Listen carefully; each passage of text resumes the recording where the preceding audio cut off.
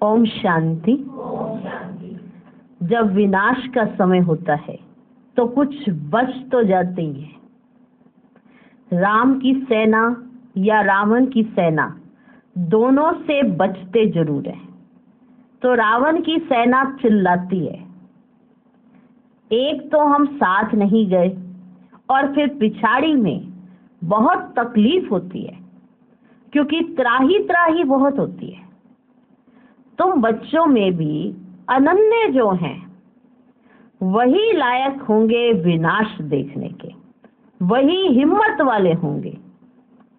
जैसे अंगद के लिए बतलाते हैं कि वह स्थिर रहा ना, विनाश सिवाय तुम बच्चों के और कोई देख ना सके।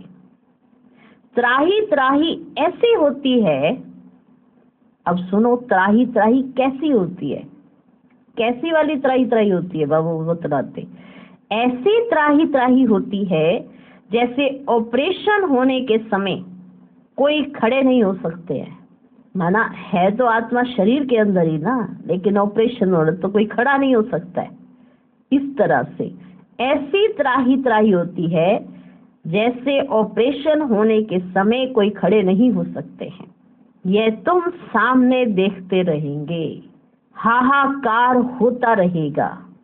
जो अच्छे अनन्य बच्चे, बाबा के मददगार सपूत बच्चे हैं, वे दिल पर चढ़े हुए हैं।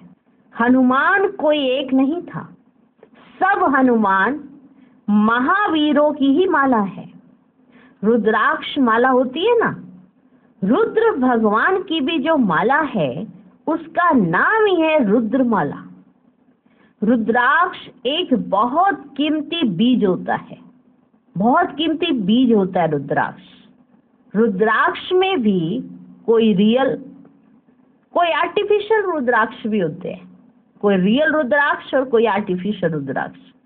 वही माला 100 रुपए की भी मिलेगी और वही माला 2 रुपए की भी मिलेगी।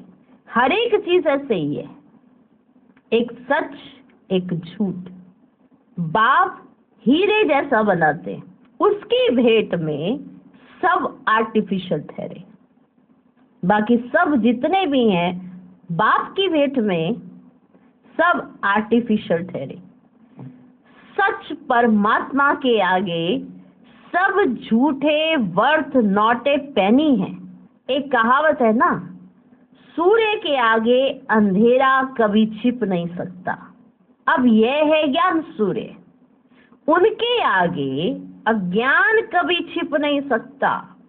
तुमको सच्चे बाप द्वारा सच मिल रहा है।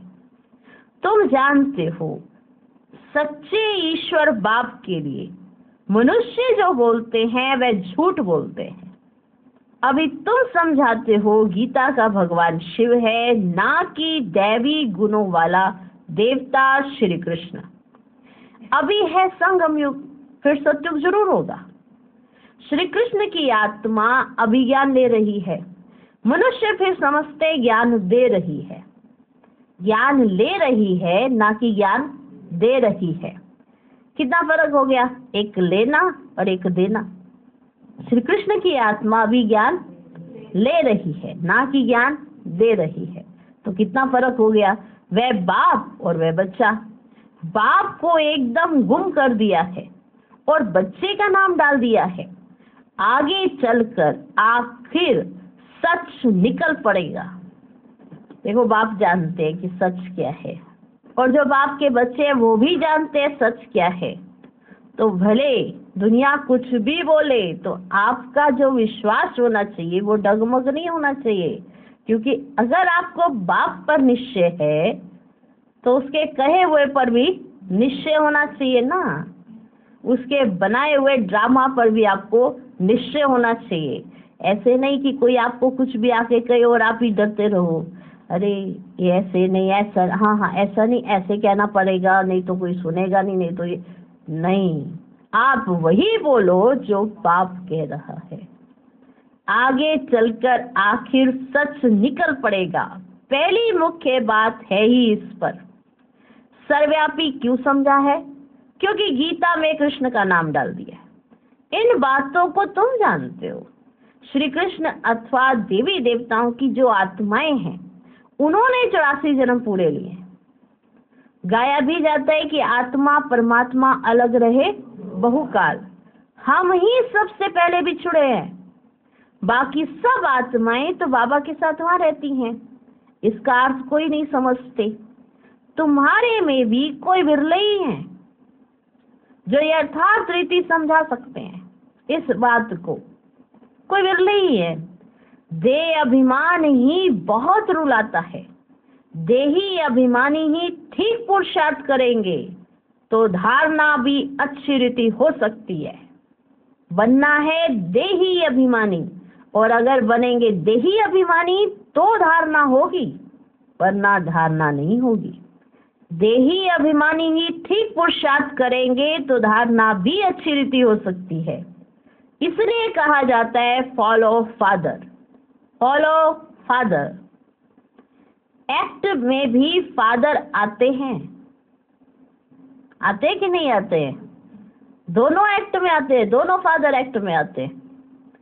फादर तो दोनों हो जाते हैं, ब्रह्मा बाबा भी शिव बाबा भी दोनों फादर है। ये कौन सा फादर कहते हैं सो तुमको थोड़ी पता पड़ता है, क्योंकि बाप दादा दोनों इस शरीर में है। ये कौन सा फादर कह रहे हैं, क्या कह रहे, तुमको थोड़ा पता पड़ेगा। ये तो बाप दादा दोनों इसी शरीर में है ना। एक जो एक्ट में आते हैं उसे फॉलो किया जाता है, जो एक्ट में आते हैं उसको फॉलो किया जाता है। बाप समझाते हैं बच्चे देही अभिमानी बनो। बहुत अच्छे बच्चे भी देह अभिमानी हैं, अच्छे बच्चे भी देह अभिमानी हैं, क्योंकि बाबा को याद ही नहीं करते। जो योगी नहीं वह धारणा नहीं कर सकते, जो योगी नहीं वह धारणा ही नहीं कर सकते। बाबा स्पष्ट बात कहते हैं। और अगर धारणा नहीं है तो बच्चा का बच्चा ही नहीं है ना वो, फिर तो खुद को भी बुद्धू बना रहा है, दूसरे को भी बुद्धू बनाया जा रहा है। धारणा होनी बहुत बहुत जरूरी है, तभी योग लगेगा। और योग लगाते हैं तो ही धारणा होती है। विशेष बाबा धारणा पर भी अटेंशन खिंचवा रहे। तो बाबा समझाते हैं जो योगी नहीं वे धारणा नहीं कर सकते। यहाँ तो सच्चाई चाहिए, यहाँ तो सच्चाई चाहिए, पूरा फॉलो करना चाहिए। जो सुनते हो वह धारण कर समझाते रहो। निर्भय रहना है, ड्रामा पर खड़े रहना है। कोई भी आफतें आदि आती हैं तो समझते हैं ड्रामा में है, कोई बात नहीं ना, ये तो ड्रामा में है आफतें, ये तकलीफें ये नूंदी हुई हैं ड्रामा के अंदर, कोई चिंता करने की जरूरत नहीं। तकलीफ पास तो की है ना, तभी तो बने सत्युग के लायक। अगर पास ही नहीं की थी तकलीफ तो सत्युग के लायक कैसे बनते? तो कोई भी तकलीफ आती है तो डरना नहीं है, निर्भय रहना है। तुम सब महावीर हो ना, तुम्हारा नाम बाला है। 8 बहुत अच्छे महावीर है, 108 उनसे कम, 16,000 उनसे कम, बनना तो जरूर है। ये बादशाही कल्प पहले भी स्थापन हुई है सो होनी है। बहुत संशय में आकर छोड़ भी देते हैं, समझ भी आ रहा है कि कौन करा रहा है और कौन चला रहा है, फिर भी कई बच्चे संशय में आकर छोड़ देते हैं।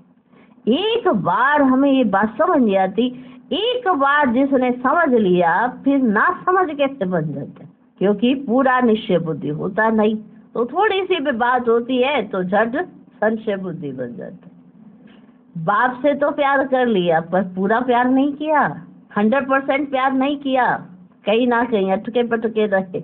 अब जब अटके लटके रहेंगे तो संशय बुद्धि होना कोई बड़ी बात नहीं है, वो सहज संशय बुद्धि हो जाते। देह अभिमान तो है ही है, तो देह अभिमान सहज उन्हें संशय बुद्धि बना देते।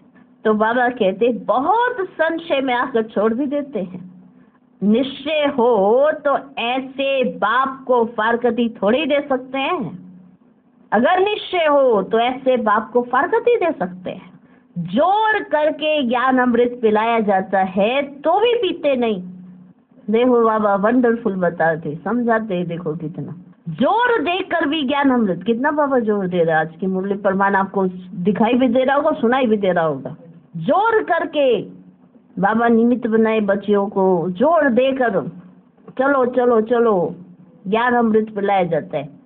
तो जैसे छोटा बच्चा होता है ना, उसके मुंह में डालो चम्मच चम्मच नहीं पिएगा।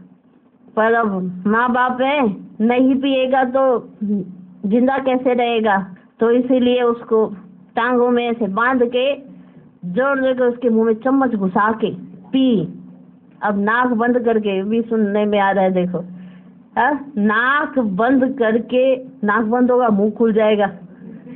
हाँ, तो नाक बंद करके मुंह खुल गया, अब डाल दिया। हाँ, सांस तो लेनी है, फिर उसने ले लिया। अंदर जाएगा तो खुराक जाएगी तो अपने आप बनेगा। अब बच्चा नहीं पीना नहीं पीना, ऐसे। तो बाबा कहते जोर करके ज्ञान अमृत पिलाए जाते तो भी पीते नहीं। जैसे छोटा बच्चा होता है ना, बाप ज्ञान दूध पिलाते हैं तो भी पीते नहीं है, एकदम मुंह फेर लेते हैं तो बहुत, एकदम मुंह फेर लेते हैं तो बिल्कुल निकम्मे बन जाते हैं।